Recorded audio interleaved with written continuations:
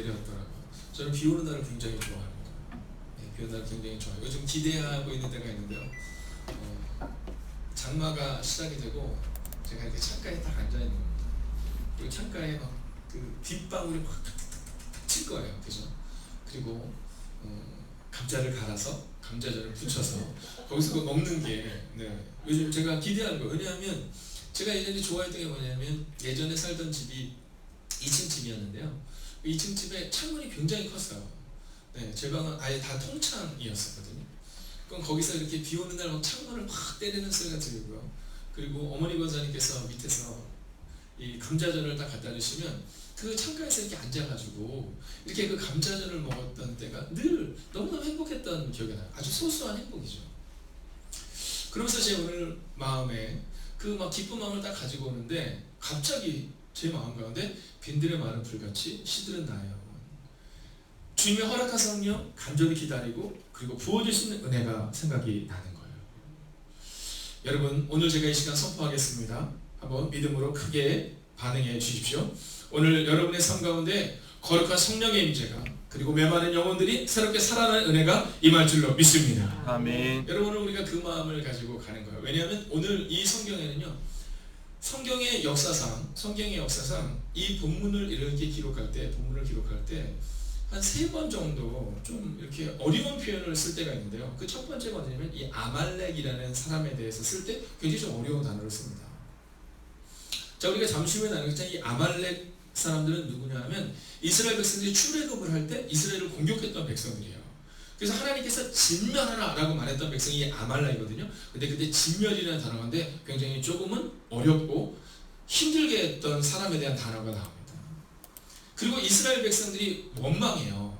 원망할 때 하나님께서 너무나도 마음이 속상하셔서 내가 이 백성을 다 없애버리겠다라고 말씀하실 때 어려운 장면이 나옵니다. 그리고 또한 어려운 장면이 어디냐면 바로 이 사울을 기록하고 있는 장면이에요. 이 사울에 대해서 기록하고 있는 장면 가운데 그를 향해서 성경을 본문을 자세히 보면 그가 집집마다 다닌다 이게 아니라 어떤 표현이냐면 우리 표현이냐면 미치광이처럼 집집마다 돌아다니며 하나님의 나라를 어렵게 만들었다. 이 얘기를 하고 있는 사람이 바로 이 사울이거든요. 그러니까 이 사울이 얼마나 마음이 강팍했겠어요. 누구처럼요? 여러분과 저처럼. 여러분, 종종 우리의 마음을 보면 제가 저를 이렇게 볼 때마다 내 마음이 이렇게 나쁠까 하는 마음이 종종 들 때가 있어요. 그래서 저는 이 사울 선생님을 볼 때마다 제 마음이 좀 편안합니다.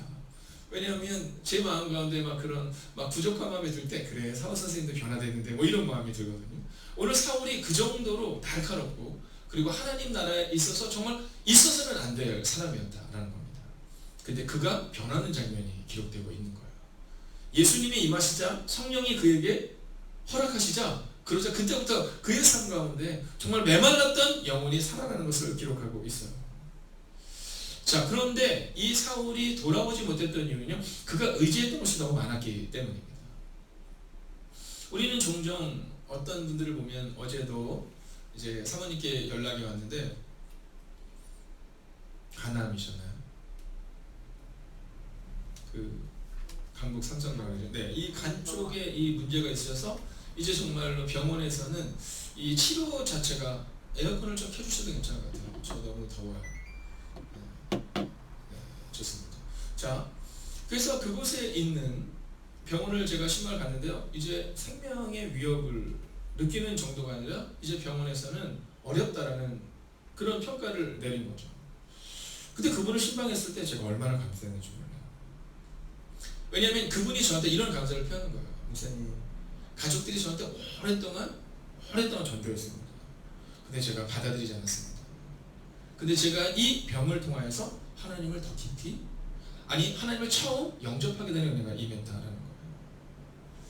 여러분, 종종 우리 가운데 재정적인 문제, 자녀의 문제, 또는 직장의 문제, 사업장의 문제, 여러 가지 문제로 인해서 종종 아파할 때가 있습니다. 여러분, 그러나 기억하십시오. 우리의 문제는 하나님과 함께하면 분명히 해결됩니다. 그런데 만약 우리가 의지했던 것들 때문에 하나님을 만나지 못했다면 여러분, 이것이 얼마나 슬픈 일이 될까요? 오늘 사울의 변화를 이루는 이 장면 가운데 먼저 사울이 의지했던 것들을 우리가 함께 살펴봐야 될 필요가 있습니다. 자, 9장 7절의 말씀을 보면 이렇게 얘기합니다. 같이 가던 사람들. 자, 사울이 의지했던 첫 번째 것은 뭐냐면 같이 가던 사람들이었다라는 겁니다. 여러분, 이 중고등부 아이들이 처음으로 나쁜 것들을 배울 때가 있잖아요. 뭐 예를 들어서 술이나 담배나 또는 음란한 것들이나 뭐 이런 것들을 처음 배울 때가 있는데, 신기하게도 그 처음 배울 때 행동들이 혼자 잘하지 않는다는 겁니다. 네, 대부분은 담배를 부모에게 배우는 경우는 전혀 없잖아요. 네, 누구에게 배워요? 친구들에게 배웁니다. 같이 가던 사람들입니다. 자, 오늘 이 같이 가던 사람들은 누구냐면 예수님을 믿는 사람들을 잡아가기 위하여 함께 가고 있는 것입니다. 여러분, 오늘 사울은요, 하나님보다 사람들을 의지하고 하나님보다 내 뜻을 이룰 수 있는 사람들과 함께 지금 다니고 있는 겁니다. 여러분, 하나님의 약속을 따라 출애굽을 했던 사람들을 보세요. 여러분, 12명의 정탐꾼을 보냅니다. 근데 12명의 정탐꾼이 똑같은 것을 봤는데 10명은 안 된다라고 말했고요, 2명은 된다라고 말합니다. 여러분, 같은 길을 갔다 왔는데 10명의 정탐꾼의 결론은 광야였어요. 불순종이었고 불신앙이었어요. 여러분, 200만 명의 미래가 그들 때문에 망한 겁니다. 여러분, 오늘 우리가 기억해야 되는 것은 뭐냐면, 왜 우리의 직분자들이 중요하고 권사가 중요하고 집사가 중요하냐면, 우리가 결정하는 것들이 바로 우리 교회의 미래를 바꾼다라는 거예요. 예수님께서 12제자를 선택하시기 전에 하신 일이 있습니다. 그게 뭐냐면 산에 올라가셔서 밤이 새도록 기도하시는 장면입니다. 요즘 저는 이제 기획위원회에 대한 부분을 놓고 정말 하나님 앞에 간절히 기도하고 있습니다. 여러분, 해야 할 만한 사람이 기획위원을 해야, 그래야지만이 분명한 바른 결단을 내릴 수 있거든요. 여러분, 10명의 정탐꾼, 10명의 리더들을 따라서 200명의 마음을 정합니다. 우리 그리로 가겠다. 그래서 40년 동안 광야를 헤맵니다. 여러분, 40년 동안 약속이 지연됩니다. 그리고 방황하다가 끝나버리는 인생을 살아간다라는 겁니다. 여러분, 사람을 의지하지 마시고 오직 주님만 의지하시기를 주의 이름으로 부탁드리겠습니다. 아멘. 또한 주님만 의지하는 인생은요, 가룟 유다를 보세요. 여러분, 가룟 유다는 예수님보다 자신의 뜻을 따랐어요. 예수님과 함께 다녔는데 그럼에도 불구하고 자신의 뜻을 따랐어요. 그리고 그 길은 끝내 멸망의 길이었죠. 종종 질문하는 분들이 계세요. 아니, 목사님, 어떻게 신앙생활하다 그럴 수 있죠? 아니, 그럴 수 있죠. 가룟 유다를 보세요. 예수님이랑 함께 다니다가도 예수님을 배반할 정도인데 신앙생활하다가 어떤 문제 앞에서 넘어지는 건 당연할 수 있다라는 겁니다. 여러분, 이 가룟 유다는 예수님과 함께 다닐 때는 문제가 없었는데, 이 가룟 유다의 끝을 보면 이 가룟 유다가 어울리는 사람들에 대한 내용이 나와요. 누구예요? 대제사장. 여러분, 예수님을 대적했던 사람들, 이 사람들과 어울립니다. 내가 예수님을 넘기면 얼마를 주겠느냐, 뭐 은 30을 주겠느냐, 은 15개를 주겠느냐, 여러분, 이런 얘기를 합니다. 그리고 어떻게 돼요? 그리고 그는 끝내 넘어집니다. 오늘 우리가 같이 가는 사람이 누군가를 돌아보셔야 합니다. 여러분, 내 옆에 있는 사람이 누군가를 돌아보셔야 합니다. 그리고 내 옆에 있는, 혹은 내가 의지하는 같이 가던 사람들을 의지하지 마시고 오직 예수님만 의지하셔야 한다라는 겁니다. 새벽이지만 한번 엽기적으로 한번 멀리 계시지만 이렇게 인사할까요? 예수님만 의지하십시오. 함께 선포합니다. 예수님만 의지하십시오. 화면이 있었네요. 그렇군요. 네, 없는 줄 알았습니다. 자, 두 번째 사울이 의지했던 것은 무엇일까요? 그것은 경건의 모양은 있지만 능력이 없었던 사람들입니다. 자, 오늘 본문의 말씀을 보면 이 같이 가던 사람들에 대해서 뭐라고 이야기하냐면, 소리만 듣고 아무도 보지 못하여 말을 못하고 서 있더라, 이렇게 기록되고 있습니다. 여러분, 소리는 들었는데 보이지 않았던 사람, 그래서 어떤 말도 할 수 없었던 사람을 말하고 있습니다. 여러분, 1절을 보면 사울이 주의 제자들에 대하여 여전히 위협과 살기가 등등하여 라고 기록하고 있는데요, 그 위협과 살기가 등등했던 그 상황들은 오늘 사울만 그랬다는 것이 아니라 사울과 같이 가던 사람이 다 그랬다는 겁니다. 여러분, 위협하는 말을 서슴지 않았습니다. 조롱하는 말도 서슴지 않았고요, 교회를 박해하며 교회를 무너뜨리는 말도 서슴지 않았습니다. 그랬던 그들이 지금 아무 말도 못하고 있는 장면을 오늘 7절은 우리 가운데 기록하고 있다는 것입니다. 여러분, 거짓 능력이었던 거죠. 여러분, 능력이었던 것처럼 보입니다. 승승장구한 것처럼 보입니다. 멋져 보입니다. 그러나 그들은 능력이 없던 사람들이었다라는 겁니다. 이 사울이라는 사람의 이름이 구약에도 나옵니다. 신약에도 사울이 나온다면 구약에도 사울이 나오죠. 자, 이 사울이 누구냐면 하나님께서 너무 사랑하셨던 초대 왕이에요. 자, 하나님이 너무 사랑하셨고, 그리고 하나님이 너무 이 사울을 그 자리에서 내려오게 하시면 너무나도 속상하셨던 사람이 사울이거든요. 근데 이 사울이 하나님으로부터 버림받게 된 이유를 사무엘상 13장을 보면 기록합니다. 첫 번째는 뭐냐면 제사장만이 직례할 수 있는 번제를 사울이 집전했기 때문이에요. 네, 이것은 하나님의 명령을 어긴 겁니다. 그 일들에 있어서 제사장의 일을 뭐 대신할 수 있지, 이것이 아니라 하나님께서 명령하신 그 명령에 순종하지 않는 사울의 모습을 보며 하나님은 이거 안 되겠다 이렇게 얘기하죠. 그리고 15장을 지나가면 두 번째 이유가 나오는데 아말렉을 진멸하라 이런 얘기가 나옵니다. 자, 우리가 서두에 우리가 함께 나눴지만 하나님께서 정말 싫어하는 백성들이 나오는데 그 중에 하나가 뭐냐면 아말렉입니다. 이 아말렉은요, 오직하면 가축까지 다 진멸해야 한다 이렇게 말할 정도였습니다. 왜냐하면 이 아말렉을 진멸에 대한 내용들을 보면 출애굽기 17장에 보면 이제 리비딤에서 마실 물이 없어서 이스라엘 백성이 막 어려워하는 장면이 기록됩니다. 그 과정 가운데 이제 모세가 그 과정을 풀어나가는 장면이 나오죠. 여러분, 이 군대에서 훈련 받을 때 어떤 훈련이 제일 힘든지 아시죠? 네, 뭐 유격도 힘듭니다. 뭐 다른 훈련도 힘듭니다. 근데 제일 힘든 건요, 행군이에요, 행군. 다른 훈련은 몇 시간 하고 쉴 수 있는데 행군은요, 진짜 하루 10시간 이상씩 가는 겁니다. 여러분, 이스라엘 백성들이 그 행군을 지금 하고 있는 거거든요. 근데 행군을 하고 있는데, 근데 정말 치사하게 이 아말렉이 후미에서 공격하는 장면이 나와요. 근데 하나님께서 이 아말렉에 대해서 얼마나 속상하게 여기셨으면 내가 아말렉을 없이하여 천하에 기억도 못하게 하리라 라고 출애굽기 17장 4절에서 하나님께서 선포하십니다. 내가 아말렉을 없이하여 천하에 기억도 못하게 하리라.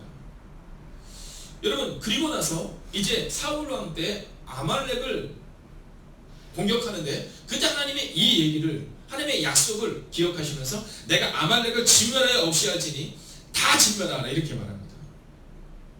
여러분, 근데 그때 이 사울이 그것에 대해서 순종하지 않잖아요. 네, 자기가 하고 싶은 대로 합니다. 근데 이 문제는 여러분, 하나님의 명령에 순종하지 않을 때 나타나는 문제는 참 크게 나타납니다. 우리가 성경에 보면 이 에스더서에 보면 이스라엘 백성들의 대적자가 나오잖아요. 여러분, 그 사람이 누구냐? 하만입니다. 하만. 이 하만이 이스라엘 백성을 다 죽이려고 해요. 자, 근데 모르드게와 이 에스더와의 싸움 가운데 나오는 이 하만. 이 하만이 누구예요? 네, 이 하만을 향해서 아각 사람 이런 표현을 해요. 그 이 아각 사람은 누구냐? 네, 아말렉의 왕이었던 이 아각 사람. 그러니까 즉 이 아각 사람이었던 이 하만이라는 사람은요, 아말렉 사람이었다는 거예요. 만약에 사울이 그때 그들을 진멸했다면 여러분, 이스라엘 백성들의 그 어려움은 있지 않았다는 거죠. 근데 그 말씀에 순종하지 않았을 때 오랜 시간이 지나도 그 문제가 계속 나타나게 된다는 겁니다. 자, 그러면 여기서 이제 중요한 게 있죠. 그러면 왜 사울은 이 아말렉을 진멸하지 않았을까? 왜 아말렉을 진멸하지 않았을까? 여러분, 그 당시에는 이 전쟁을 하잖아요. 전쟁을 하면 이 전쟁 가운데 있어서 중요한 것이 하나 있었습니다. 그것은 뭐냐면 첫 번째 신들의 전쟁입니다. 자, 그 당시에는요, 신과 신이 싸운다고 믿었어요. 여러분, 우리가 성경을 보면 이번에 우리가 바이블 컨퍼런스 때도 나오지만 성경에 보면 우리가 우상을 만들지 말라 이런 표현을 쓰잖아요. 자, 우상을 만들지 말라 이 표현에 대해서 우리는 뭐 장승을 만들지 말고 뭐 이런 표현을 쓰지만 이게 사실은 그 당시의 상황을 가보면 그들은 전쟁할 때 신들과의 전쟁을 하기 때문에 꼭 우상을 조각했습니다.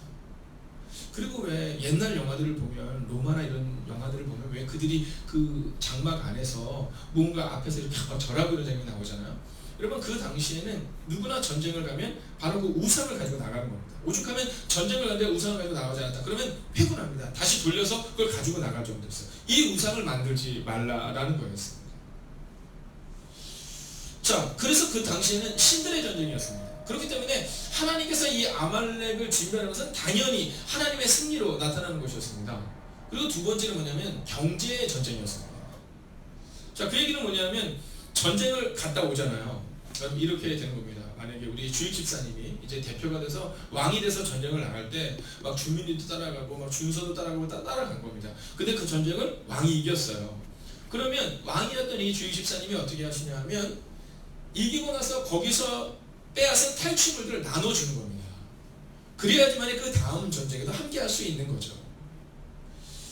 자, 처음 왕이 됐던 이 사울은요, 세상의 방법을 따른 겁니다. 그러니까 아말렉을 진멸하라고 했는데 딱 백성들을 본 거예요. 근데 이 백성들과 다음번에도 전쟁을 하기 위해서는 뭐가 필요해요? 재정이 필요해요.